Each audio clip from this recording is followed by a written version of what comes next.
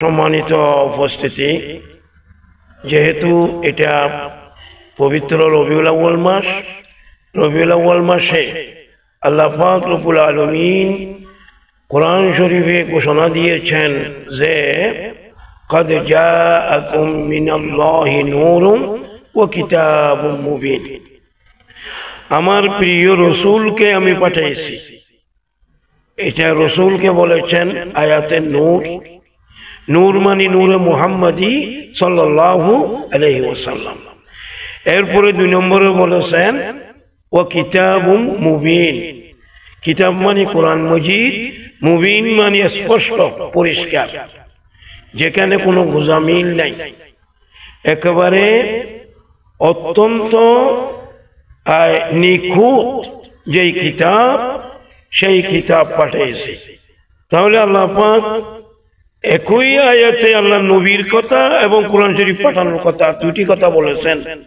অতএব আমি বাধ্য হয়ে এই পবিত্র মিলাদুন নবীর মাহফিলে আমি বাধ্য হয়ে কোরআন শরীফের উপর সংক্ষিপ্ত একটি আলোচনা আমি করতে চাই। সেটা হলো আল্লাহ পাক রব্বুল আলামিন যে কিয়ামতের ময়দানে বিচারক হয়ে যে বিচার করবেন, আল্লাহ পাক হবেন নিজে মালিকি ইয়াউমিদ দিন, কিয়ামতের দিনের মালিক। তো হুজুরে পূর্ণর সাল্লাল্লাহু আলাইহি ওয়াসাল্লামকে উম্মতের জন্য সুপারিশকারী হিসাবে আল্লাহ পাক নিযুক্ত রাখবেন। আলহামদুলিল্লাহ বলেন সবাই। তাহলে এখন উম্মতের বিরুদ্ধে যদি আল্লাহর নবী যদি কোনো মামলা দায়ের করেন কিয়ামতের দিন, তাহলে উম্মতের অবস্থা কিরকম হবে আপনারা চিন্তা করেন। কোরআন শরীফে ডাইরেক্ট আল্লাহ পাক রব্বুল আলামিন বলেছেন যে আমার হাবিব আমার কাছে উম্মতের ব্যাপারে একটি মামলা দায়ের করবেন। সেই মামলাটা হলো কোরআন শরীফের বিষয়ে। কোরআন শরীফ যে আল্লাহ পাক রব্বুল আলামিন বলেন যে আমি পাঠিয়েছি, এই কোরআন শরীফ দিয়া জাতিকে নসিহত করবেন, উপদেশ দিবেন। এই কোরআন শরীফ হলো নসিহতের উপদেশের 1 নম্বর কিতাব। সবাই বলেন আল্লাহু আকবার। আমাদের দেশের আলেম উলামারা তো, বক্তারা তো কিচ্ছা কাহিনী দিয়েই অনেক সময় ওয়াজ নসিহত করেন। আসলে কোরআন শরীফ দিয়েই যদি ওয়াজ নসিহত করতে পারেন, এটাই 1 নম্বর ওয়াজ নসিহত। যেমন আল্লাহ তাআলা সূরা ইউসুফের মধ্যে বলেছেন, সূরা ইউসুফকে বলেছেন আহসানুল কসস, সর্বোত্তম কাহিনী কিচ্ছা। সূরা ইউসুফকে, সূরা ইউসুফে যে ইউসুফ আলাইহিস সালামের ঘটনা আল্লাহ তাআলা বর্ণনা করেছেন, যে খুব সুন্দর ইতিহাস আমি ওখানে বর্ণনা করেছি। তাহলে কোরআন শরীফের আয়াত দিয়ে যদি আমরা ওয়াজ নসিহত করতে পারি, তাহলে এটাই সর্বোত্তম ওয়াজ, সর্বোত্তম নসিহত। আল্লাহু আকবার বলেন সবাই। তাহলে দেখেন মামলাটা কি রকম। তাইলে মামলার বাদী হলাম আমরা উম্মতে মুহাম্মাদি, আর মামলা দায়ের করবেন স্বয়ং আমাদের নবী হুজুরে পূর্ণর সাল্লাল্লাহু আলাইহি ওয়াসাল্লাম। কার কাছে পেশ করবেন মামলা? লা ইলাহা ইল্লাল্লাহর কাছে, আল্লাহ তাআলার কাছে। তাইলে মামলাটা কি রকম এবার দেখেন, কত কষ্ট হবে, মামলাটা কত কঠিন।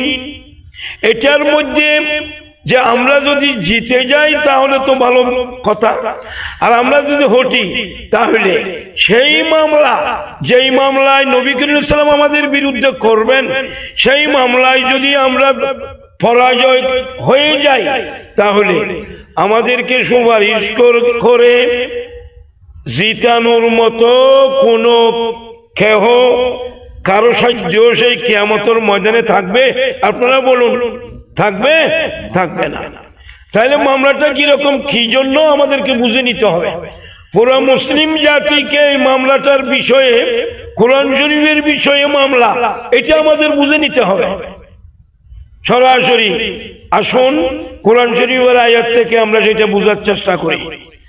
আল্লাহ পাক রব্বুল আলামিন বলেন, আল্লাহর প্রিয় নবী বলেছেন, ওয়াকালার রাসূল, আল্লাহ পাক বলেন আমার রাসূল বলেছেন, ইয়া রব্বি, হে আমার রব, ইন্না কওমি, নিশ্চয় আমার কওম, আমার উম্মত, আমার জাতি, ইত্তাখাযু হাযাল কুরআনা মাহজুরা, এরা সবাই আমার আপনার এই কোরআন মজিদ, যেই কোরআন মজিদ আপনি আমার কাছে জিবরাইল আলাইহিস সালাতু ওয়াস সালামের মাধ্যমে মারফতে পাঠিয়েছেন, ওই কোরআনকে এরা ছেড়ে দিয়েছিল। কোরআন যে তেলাওয়াত করে নাই, প্রথমে তেলাওয়াতের কথা ছিল, ঘরে ঘরে আমার এই কোরআনের তেলাওয়াত এরা করে নাই। মুসলমানের ঘরে আমরা যদি তালাশ করি, ফজরের পরে, মাগরিবের নামাজের পরে কয়জনের ঘরে কোরআন শরীফের তেলাওয়াত আছে? আপনারা সঠিকভাবে বলুন। নাই, এখন আগের মতো নাই। তাহলে তেলাওয়াত নাই। কোরআন শরীফ আল্লাহ পাক পাঠিয়েছেন শুধু তেলাওয়াতের জন্য নয়, তেলাওয়াত করব সাথে সাথে কোরআন শরীফ আমল করে বুঝে পড়ার চেষ্টা করব, বুঝে পড়ে ওইটা জীবনে এবং আমাদের জীবনে, পারিবারিক জীবনে, সামাজিক জীবনে এবং রাষ্ট্রীয় জীবনে, এমনকি আন্তর্জাতিক জীবনে পর্যন্ত কোরআন শরীফকে আমল করতেও হবে, কাজে বাস্তবায়ন করতে হবে। তখনই এই কোরআন শরীফের ব্যাপারে আল্লাহর নবী যে উম্মতের বিরুদ্ধে যে মামলা দেবেন, আমরা মামলা থেকে মুক্তি পাব, রেহাই পাব, যদি আমরা কোরআন শরীফ মতে জীবন গড়ার চেষ্টা করি এবং এই কোরআন শরীফ মতে রাষ্ট্র গড়ার চেষ্টা করি। কোরআন শরীফ মতে আমাদের পুরা দুনিয়ার নেতৃত্বকে কোরআন শরীফ দিয়া, কোরআনের শাসন দিয়া আমরা চালানোর যদি চেষ্টা করি, আমাদের উপর আল্লাহও খুশি হয়ে যাবেন, আমাদের নবীও খুশি হয়ে যাবেন। আল্লাহ এবং আমাদের নবী যদি আমাদের উপর যদি সন্তুষ্ট হয়ে যান, খুশি হয়ে যান, তাহলে কিয়ামতের ময়দানে আমরা হিসাব নিকাশের সময় আমরা মুক্তি পাব। ঠিক কিনা বড় করে বলেন?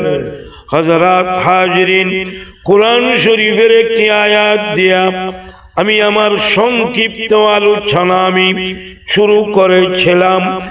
আপনাদেরকে বোঝানোর চেষ্টা করতেছি, এই কোরআন শরীফ দেয়া আপনারা বোঝার চেষ্টা করুন। এই কোরআন শরীফকে আল্লাহর নবীকে একায়তে আছে, কাদ জাআকুম মিনাল্লাহি নূরুন ওয়া কিতাবুম মুবিন। কাদ মানে অবশ্যই, জাআকুম তোমাদের কাছে এসে গেছে। কি এসে গেছে? মিনাল্লাহি আল্লাহ তাআলার পক্ষ থেকে নূর। রাসূল পাক সাল্লাল্লাহু, নূর মানি রাসূল পাক সাল্লাল্লাহু, সবাই বলেন সাল্লাল্লাহু আলাইহি ওয়াসাল্লাম। এর উপরে ওয়া কিতাবুম মুবিন, কোরআন মজিদ, কোরআন হাকিমকে রাসূল পাকের কাছে পাঠিয়েছেন। বলেন আল্লাহু আকবার। এই কোরআন শরীফ দিয়া যদি আমরা দেশ চালাইতে পারি, এই কোরআন শরীফ দিয়ে নিজে আমল করে যদি আমাদের নিজের জীবনকে যদি সুন্দর করতে পারি, মার্জিত করতে পারি, আমাদের স্কুল কলেজ মাদ্রাসা এবং সমস্ত মিল কারখানা শ্রমিকরা যারা আছে সবাইকে যদি আমরা কোরআন শরীফের মাইন মতে, হুকুম মতে, আহকাম মতে, বিধান মতে আমরা যদি চালাতে পারি, তাহলে আমরা নিজেরাও রসুল পাকের ওই যে কেস এবং মামলা থেকে মুক্তি পাব, আমাদের আত্মীয় স্বজন উস্তাদেরাও মুক্তি পাবে, আমাদের পীর বুজুর্গরাও আল্লাহর নবীর এই মামলা থেকে রেহাই পাবে এবং তথা সারা বিশ্বের মুসলিম রাষ্ট্রনায়ক থেকে শুরু করে সারা বিশ্বের রাষ্ট্রপ্রধানরা যদি কোরআন শরীফ মতে যদি রাষ্ট্রকে চালাতে যদি চেষ্টা করে যদি সক্ষম হয়, আমি মনে করি কোরআনে মজিদের এই আয়াতের দলিল অনুযায়ী, এই আয়াতের ঘোষণা অনুযায়ী সমস্ত রাষ্ট্রনায়ক, সমস্ত প্রেসিডেন্ট এবং প্রধানমন্ত্রী থেকে শুরু করে চেয়ারম্যান মেম্বার পর্যন্ত, চৌকিদার পর্যন্ত সমস্ত দেশের সমস্ত দায়িত্বের চেয়ারে যারা আছেন সবাই যদি একমাত্র এই আয়াতটির উপর যদি আমল করতে পারেন, আমার মনে হয় সবাই দুনিয়াতেও আমরা শান্তি পাব, আখিরাতেও আমরা মুক্তি পাব। আল্লাহ পাক রব্বুল আলামিন আমাদেরকে এই অন্তত কোরআন শরীফের এই একটি মাত্র আয়াত আমাদেরকে আমল করার তৌফিক দান করো। আমরা সবাই বলি আমিন। ওয়া আখিরু দাওয়ানা আনিল হামদুলিল্লাহি রাব্বিল আলামিন। আসসালামু আলাইকুম ওয়া রাহমাতুল্লাহি ওয়া বারাকাতুহু। আমি আমার শ্রোতা ভাইদের কাছে অনুরোধ করব, আমি একটুখানি অসুস্থতা বোধ করছি, আমার জন্য দোয়া করবেন, আমার সমস্ত উস্তাদদের জন্য দোয়া করবেন, আমার পীর মুর্শিদদের জন্য দোয়া করবেন। আল্লাহ তাআলার কাছে আমি দোয়া কামনা করে আপনাদের সবার কাছে দোয়া চেয়ে আমার মুখতসর বয়ান আমি শেষ করছি। ওয়া আখিরু দাওয়ানা আনিল হামদুলিল্লাহি রাব্বিল আলামিন।